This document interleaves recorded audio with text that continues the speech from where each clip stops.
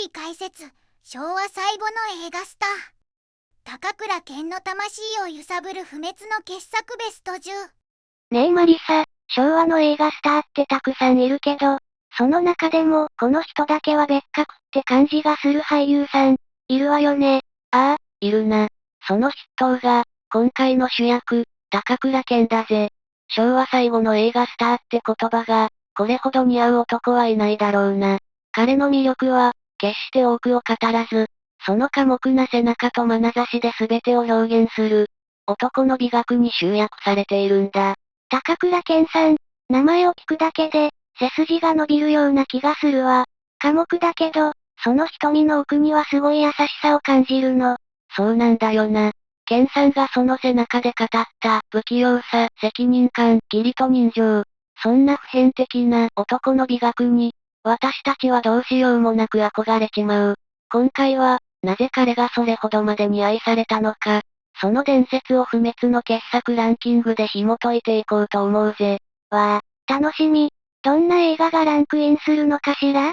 人気映画から人間ドラマまで、主力の10本を厳選したぜ。皆さんの心の一本も思い浮かべながら、最後まで楽しんでくれよな。第10位。居酒屋ちょうち。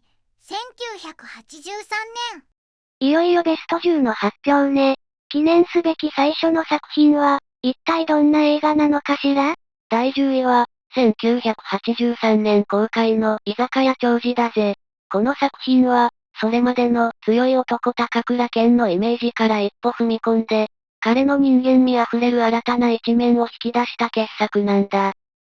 人気映画のイメージが強いけど、違うのね。どういうところが新しかったの？結論から言うと、市政に生きるごく普通の男の弱さや未練を、見事に演じ切ったところだな。舞台は北海道函館。健さん演じる主人公の長寿は、会社の理不尽に嫌気がさして造船所を辞め、小さな居酒屋を営んでいるんだ。真面目で不器用な男なんだけど、大原玲子さん演じるかつての恋人さよへの思いを、心の奥でずっと断ち切れずにいるんだぜ。奥さん、加藤時子さんがいるのに、昔の恋人を、なんだか切ない話ね。でも、すごく人間らしい悩みだわ。そうだろ？特に、伊丹十三さん演じる嫌味な先輩に絡まれても、ただひたすら耐えるシーンは印象的だぜ。腕力でねじ伏せるのではなく、ぐっとこらえる姿に、男の悲哀が滲み出ているんだ。監督の古畑康夫、撮影の木村大作という名優たちが、健さんのそんな繊細な演技を最高に引き出している。ちなみに、店名の長寿は、原作者が好きだった伝説の当主村田長治さんから取られていて、映画公開後、健さんが引退した村田さんの自宅をねぎらいに訪ねたっていう素敵な逸話もあるんだぜ。ただ強いだけじゃなくて、心の弱さや優しさも持っている。だからこそ、高倉健さんって本当に魅力的なのね。その通りだぜ。だからこそ、俳優高倉健の奥深さを示す上で、この居酒屋長寿は絶対に外せない一本なのさ。第9位。昭和残響伝シリーズ。1965年から。第9位ね。さっきの居酒屋長寿で見せた人間味あふれる姿とは、またガラッと雰囲気が変わりそうね。ああ、ここからは健さんの代名詞とも言える世界だぜ。第9位は、高倉健を人気映画のトップスターへと押し上げた金字塔。昭和残響伝シリーズだ。出たわね人気映画。網走番外地と並んで、すごく有名なシリーズよね。どうしてこのシリーズは、そんなに多くの人を熱狂させたの？それはもう、健さん演じる主人公花田秀次郎が体現した男の美学。これに尽きるぜ。舞台は昭和初期。筋の通らないことを何よりも嫌う秀次郎が、非道なヤクザの仕打ちにひたすら耐えに耐える。だが、守るべき義理と人情が踏みにじられた時、その怒りが爆発するんだ。この生から動へのカタルシスが、観客の心をわしづかみにしたんだぜ。我慢に我慢を重ねて、最後に悪を打つ。まさに王道の格好良さね。決め台詞とかもあるんでしょ？もちろんだぜ。着流しの肩を落としてから実施ボタンの入れ墨を見せ、殴り込みの直前に静かに言い放つ。死んでもらいます。この一言に痺れたファンは数知れないな。それに、このシリーズは池部亮さん演じるライバル風間重吉との関係も最高なんだ。普段は敵同士なのに、最後の最後で必ず助立ちに来てくれる。この男同士の友情に、当時の観客は熱くなったんだ。健さんが歌う主題歌、からじしボタンも大ヒットしたしな。主人公の強さ、ライバルとの絆、そして心に残る主題歌。ヒットしないわけがないじゃない。だろ？だからこそ、この昭和残響伝シリーズは、高倉健という伝説を語る上で絶対に欠かせないのさ。第8位、新幹線大爆破、1975年。第8位は、なんだかタイトルからしてすごそうね。新幹線大爆破。やっぱり健さんがヒーローとして大活躍するのかしら？それが違うんだな。この映画で健さんが演じたのは、なんとヒーローの対局、新幹線に爆弾を仕掛けた犯人グループのリーダーなんだぜ。あの高倉健さんが犯人役ですって、人気映画のイメージが強いから、ちょっと信じられないわ。どうしてそんな大役を引き受けたの？まさにそこが、この映画の革新性なんだぜ。この作品が特別なのは、健さんはただの悪役じゃない。社会から見捨てられた男の悲しみや怒りを見事に体現したんだ。彼が演じた沖田は、中小企業の社長だったんだけど倒産して、社会に絶望して犯行に及ぶ。だから観客は、犯人であるはずの健さんにさえ感情移入してしまうんだよ。なるほど。だから単なるパニック映画として語られないのね。でも、東映のトップスターが犯人役なんて、よく実現できたわね。いいところに気づいたな。実は健さん自身、この脚本に惚れ込んでいたんだ。一度は会社の方針で主演から外されそうになったんだけど、プロデューサーの熱意に応えて、キャラは半分でいいっていう異例の条件を飲んでまで、この役に挑んだんだぜ。しかも国鉄が安全神話が崩れるって撮影協力を拒否したから、東映は巨大なセットや精巧なミニチュアを作って撮影を強行した。この時速80キロ以下で爆発って設定は、後のハリウッド映画、スピードにも多大な影響を与えたんだぜ。すごい話。俳優も制作陣も、とてつもない覚悟で挑んだ作品なのね。それだけ情熱を注いだんだから、もちろん大ヒットしたんでしょ？いや、それが日本では興行的に苦戦したんだ。でもな、犯人側のドラマをカットしてアクションに特化した海外版が、フランスで記録的な大ヒットになった。ちなみに、爆弾が仕掛けられた新幹線の運転士を演じたのが千葉真一。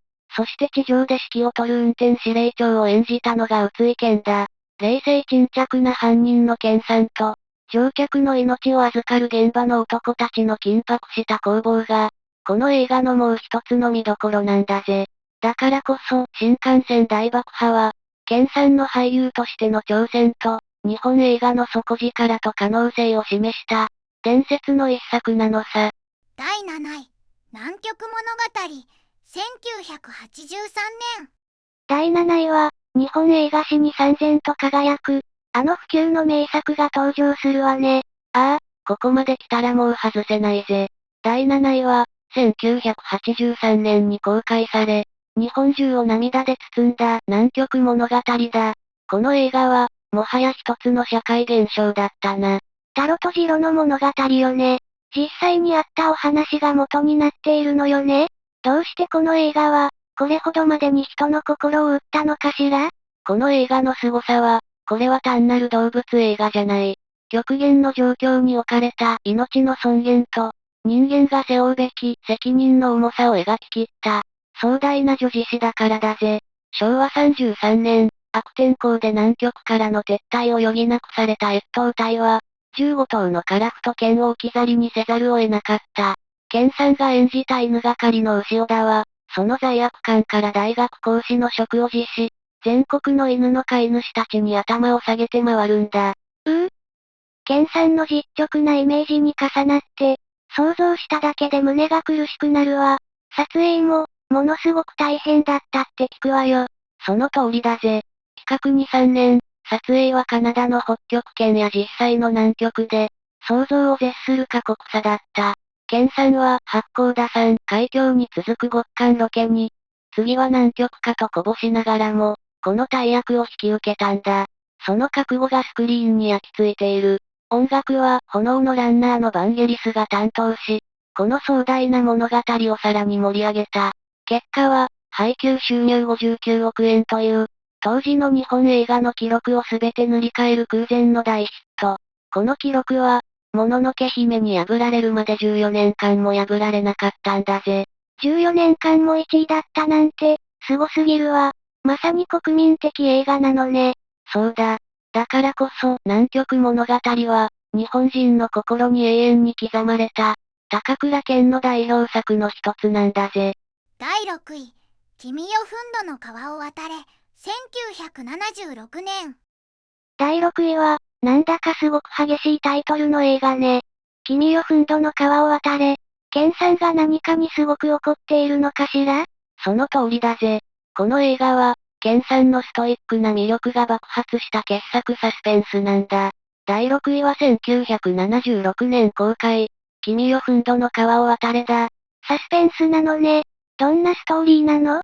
この映画の本当の伝説は、日本国内よりもむしろ海外、特に中国大陸で巻き起こったんだぜ。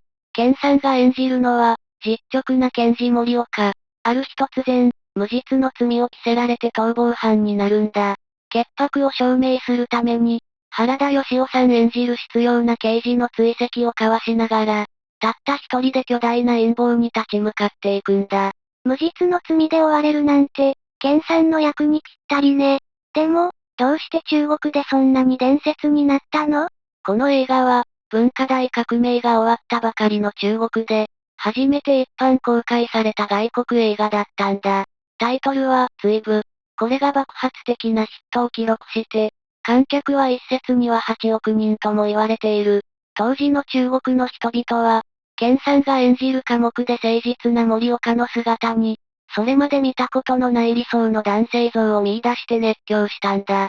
ケンさんが着ていたトレンチコートは中国全土で大流行したし、この映画がきっかけで日本語を学び始めた人も大勢いたんだぜ。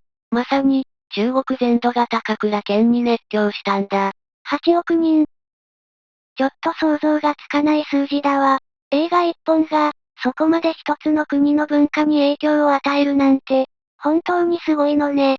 ああ、高倉健という俳優が、いかに国境を越えて人の心を掴んだか、その凄まじさを証明した一本だ。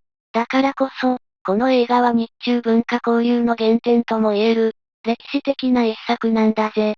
第5位、八甲田山、1977年。いよいよ第5位ね。ここからはベスト5。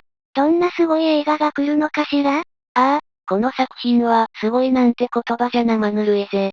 第5位は、日本映画史に最も過酷な撮影だったと刻まれた伝説の映画、1977年公開の八甲田山だ。八甲田山、実際にあった雪山の遭難事件が元になっているのよね。聞いているだけで凍えそう。この映画の凄さは、俳優もスタッフも文字通り命がけで挑んだ、壮絶な記録なんだ。物語は明治35年、日露戦争を前にした陸軍が、冬の八甲田山で雪中行軍を行う。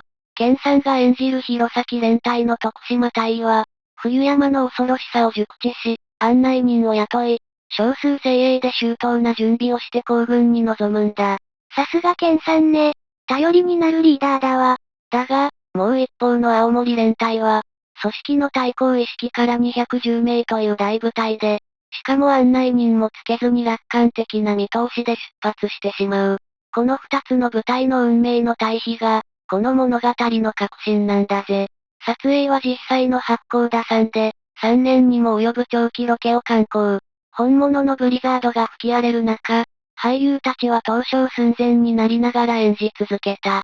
あまりの寒さにセリフを言おうとしても口が凍って回らない。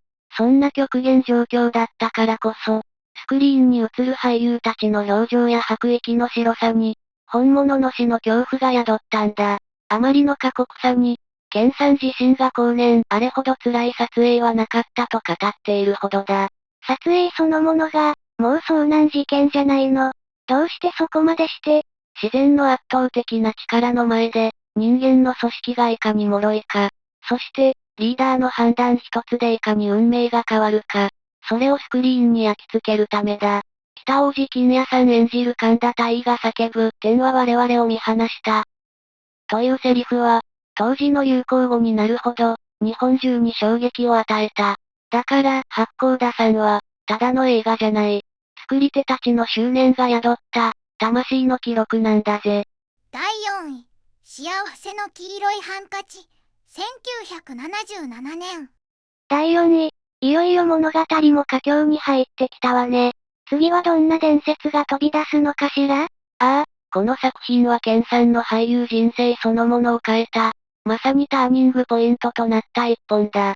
第4位は、1977年公開、山田洋次監督作品、幸せの黄色いハンカチだぜ。山田洋次監督、寅さんの、あの二人が組んだだけでものすごい化学反応が起きそう。この映画、どうしてそんなに特別なの？この作品が特別なのは、この映画でケンさんは、それまでの人形スターの鎧を脱ぎ捨てて、一人の不器用な男の弱さや愛おしさを見事に演じ切ったんだ。物語は、殺人罪で刑務所を出た男島優作が、武田鉄矢さんと桃井かおりさん演じる若者二人と北海道を旅するロードムービーだ。ケンさんがロードムービー、なんだか新鮮ね。でも、ただ旅するだけじゃないんでしょ？もちろんだ。優作は、別れた妻の三江、倍賞千恵子さんに、もし、まだ一人で待っててくれるなら、家の竿に黄色いハンカチをあげておいてくれと手紙を出していたんだ。ハンカチがなければ、彼は黙って立ち去るつもりだった。観客も、武田鉄矢たちと一緒に、固唾を飲んでその瞬間を待つ。そして、視線の先に広がる光景は、優作の家の竿に、一枚どころか、何十枚もの黄色いハンカチが、まるで、お帰りなさいと叫ぶかのように風にはためいているんだぜ。あれは反則だろ、泣くに決まってるぜ。思い出しただけで涙が出てきちゃう。本当に感動的なシーンよね。あのシーンを見たくて、何度も映画を見返してしまうわ。だろ？この作品でケンさんは、記念すべき第1回日本アカデミー賞の最優秀主演男優賞を受賞した。出所後の食堂でラーメンを食べるシーンでは、役作りのために2日間絶食して撮影に臨んだっていう逸話も残ってる。まさに、俳優高倉健の新たな扉を開いた、不滅の名作なんだぜ。第3位、網走番外地シリーズ、1965年から。ついに来たわね、ベスト3。ここまででも伝説的な映画ばっかりだったけど、一体どんな作品が来るのかしら。ドキドキするわ。ああ、ここからは伝説の中でも別格中の別格だ。第3位は、この人の名を日本中に轟かせ、一つの時代を築き上げたシリーズ。1965年から始まった、全18作に及ぶ大ヒットシリーズ、網走番外地だ。網走番外地。昭和残響伝と並ぶ、ケンさんの代名詞。この作品があったからこそ、スター高倉健が生まれたのよね。一体どこがそんなにすごかったの？この映画シリーズの凄さは、それまで日本映画が持っていた常識を根底から覆した、革命的な作品だったんだ。物語の主人公は、ケンさん演じる立花真一。都政の義理で人を切り、極寒の網走刑務所に送られた男だ。刑務所の中の不正や、出所後に虐げられる仲間たちのために、たった一人で巨大な悪に立ち向かっていく。うわぁ、まさにケンさんの原点って感じの役柄ね。寡黙だけど、筋は絶対に通す、みたいな。その通りだ。だが、この映画が本当にすごいのは、ここからだぜ。実は、記念すべきシリーズ第1作は、当時としては2本立て興行の B 面、つまり添え物扱いの白黒映画だったんだ。ヒロインも出ないし、会社からは全く期待されていなかった。あの大ヒットシリーズが、信じられないわ。だろ？だが、記載石井照夫監督が撮った、雪原を舞台にした荒々しくもスピーディーな脱獄劇は、観客の心をわしづかみにした。そして何より、ケンさん自身が歌った主題歌、網走番外地だ。これが映画を飛び出して、とんでもない大ヒットを記録したんだぜ。歌詞が過激だってんで放送禁止になったりもしたが、それがかえって若者たちの反骨精神に火をつけて、まさに社会現象になった。映画も歌も大ヒット。期待されていなかった作品が、時代の寵児になったのね。まるで映画みたいな話だわ。ああ、高倉健という不正室のスターと、石井照夫という天才監督、そして時代の熱気が奇跡的に交差して生まれたのが、この網走番外地シリーズなんだ。立花真一が見せた、権力に屈しない反骨精神と、仲間を見捨てない熱い情は、そのまま高倉健という俳優のイメージになった。だからこそ、このシリーズは健さんを語る上で、すべての始まりと言える金字塔なんだぜ。第2位、壁、ステーション、1981年。いよいよ第2位よ。ここまで来ると、もうどの作品が来てもおかしくないわね。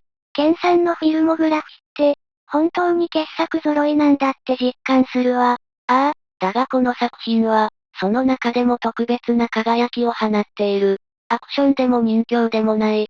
ただそこにいるだけで男の人生を語り尽くした。まさに到達点だ。第2位は、1981年公開、駅、ステーション。駅、ステーション、幸せの黄色いハンカチもそうだったけど、ケンさんと北海道の雪景色って、どうしてこんなに胸を打つのかしら。この映画の何が、そんなにすごいの？結論から言うと、この映画は、俳優高倉健の背中が最も雄弁に物語を語った作品だからだ。健さんが演じるのは、寡黙な警察官三上英二。オリンピック選手としての挫折、妻との別れ、同僚の死、彼の十数年にわたる孤独な人生が、三人の女性との出会いと別れを通して、静かに描かれていくんだぜ。聞いているだけで切なくなるわね。特に印象的なシーンってあるの？すべてが名シーンだが、やはり倍賞千恵子さん演じる居酒屋の女将桐子との出会いの場面だろうな。吹雪の夜、テレビから八代亜紀の船歌が流れる店内で、同じ孤独の匂いを持つ二人が、少しずつ心を通わせていく。あの長回しのシーンの緊張感と温かさは、まさに日本映画の宝だぜ。倍賞さんはこの役に惚れ込んで、出演できないなら会社を辞めるとまで言って役を勝ち取ったんだ。俳優さんたちの魂がぶつかり合っているのね。脚本もすごく有名だって聞いたわ。そうなんだ。脚本は倉本壮さん。彼が健さんの誕生日にプレゼントとして書き下ろしたシナリオが、この映画の始まりなんだ。それに監督の古畑康夫、撮影の木村大作という最高の名優が集まった。まさに奇跡の作品だ。結果、第5回日本アカデミー賞で作品賞、そして健さんが主演男優賞を受賞した。派手な立ち回りはない。だが、男が背負った時間の重み、哀愁、そして優しさが、痛いほど伝わってくる。これぞ俳優高倉健の真骨頂。円熟期の最高傑作だぜ。第1位、鉄道員、ポッポ屋、1999年。ついに、第1位の発表ね。昭和という時代を背負い、日本中の男たちの憧れであり続けた俳優、高倉健。その数ある傑作の頂点に立つのは、一体どんな映画なのかしら。ああ、ランキングの最後を飾るのは、この作品以外にはありえない。彼の俳優人生そのものを体現した、まさにキャリアの集大成だ。堂々の第1位は、1999年公開、鉄道員、ポッポ屋。ポッポ屋、ああ。やっぱりこの映画なのね。思い出すだけで、胸がいっぱいになるわ。どうしてこの映画は、これほどまでに私たちの心を掴んで離さないのかしら。この映画の凄さは、この映画で健さんは、猛役を演じてはいなかったからだ。北海道の廃線間近の駅で、ただ一人、実直に職務を全うする駅長佐藤音松。その寡黙で、不器用で、どうしようもなく誠実な生き様は、私たちが知る高倉健そのものだったんだ。本当にそうよね。娘さんや奥さんの最後にも立ち会えず、それでも駅に立ち続けた音松さんの姿は、健さんの生き様と重なって見えたわ。そうだろ？実は健さん自身、最初はしょぼくれた駅員役に乗り気じゃなかったんだ。だが、彼がかつて青春時代を過ごした東映撮影所のスタッフたちが、定年前に、もう一度健さんと映画を撮りたいと熱望した。その熱い思いに、健さんは心を動かされたんだぜ。そして、名優古畑康夫監督と共に、この奇跡のような作品を作り上げた。そんな背景があったのね。作り手たちの思いも、全部込められていたんだわ。亡くなった娘さんが、成長した姿、広末涼子さんで会いに来るシーンは、本当に涙が止まらなかった。あのファンタジーは、音松の孤独な人生に与えられた。あまりにも優しく、そして切ないご褒美だったな。この映画は、第23回日本アカデミー賞で作品賞、そして健さんが主演男優賞を受賞し、文字通りその年の頂点に立った。責任感、誠実、寡黙、不器用。健さんが生涯をかけてスクリーンに刻み込んできた日本の男の美学。その全てがこの一本に凝縮されている。だからこそ、鉄道員は、高倉健という不正室の映画俳優の、永遠に色褪せない最高傑作なんだぜ。総評、まとめ。はぁ、こうして10本の映画を振り返ると、高倉健さんという俳優が、どれだけ多くの人の心に深く刻まれているのかが、改めてよくわかるわね。網走番外地の反骨精神に始まり、八甲田さんの責任感、幸福の黄色いハンカチの不器用な愛情、そして鉄道員の誠実さ、演じた役は違えど、その根底には常に、一本筋の通った男の美学があったよな。決して多くを語らないけれど、その背中が、その眼差しが、何よりも雄弁に物語を語っていた。だから私たちは、彼の演じる人物に自分を重ねて、憧れて、涙したのね。まさに昭和最後の映画スターという言葉がふさわしいよな。